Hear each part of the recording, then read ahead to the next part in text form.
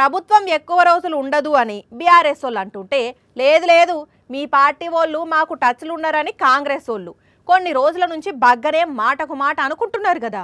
అయితే గెలిచినోళ్ళు అటు ఇటు జంపు ఏం చేయకపోయినా స్టేషన్ గన్పూర్ మాజీ ఎమ్మెల్యే బీఆర్ఎస్ సీనియర్ నేత రాజయ్య మాత్రం రామ్ రామ్ చెప్పిండు గులాబీ పార్టీకి.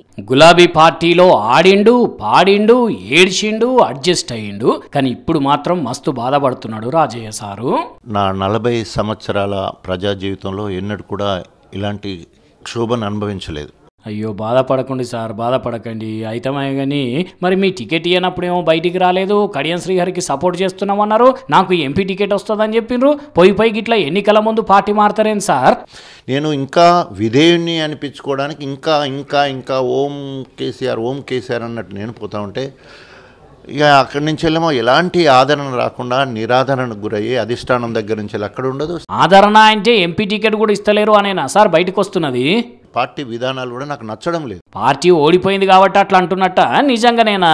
సరే కానీ మాదిగా అస్తిత్వాన్ని కాపాడడానికి ఆత్మగౌరవం కోసము నేను ముందు వరుసలో ఉండి పోరాటం చేయాలి, వాళ్ళ ఆలోచనకు అనుగుణంగా ముందుకు పోవాలనే ఆలోచన రావట్లేదు. దాంట్లో భాగంగానే బీఆర్ఎస్ని వదిలిపెట్టాలని ఒక నిర్ణయం తీసుకుంది. మొత్తానికి ఎప్పుడు కేసీఆర్ భక్తుని లెక్కనే ఉండే స్టేషన్ గన్పూర్ రాజయ్య ఇప్పుడు పార్టీకి గుడ్ బై చెప్పిండు. మరి మొన్నట్లనే మంత్రి పొంగులేటిని కలిసిండు కాబట్టి కాంగ్రెస్లో చేరుతాడని వార్తలు వస్తున్నాయి. చూడాలిగా ఏం చేస్తాడనేది. కానీ పాపం రాజయ్యకి మధ్య కలిసి వస్తలేనట్టున్నది.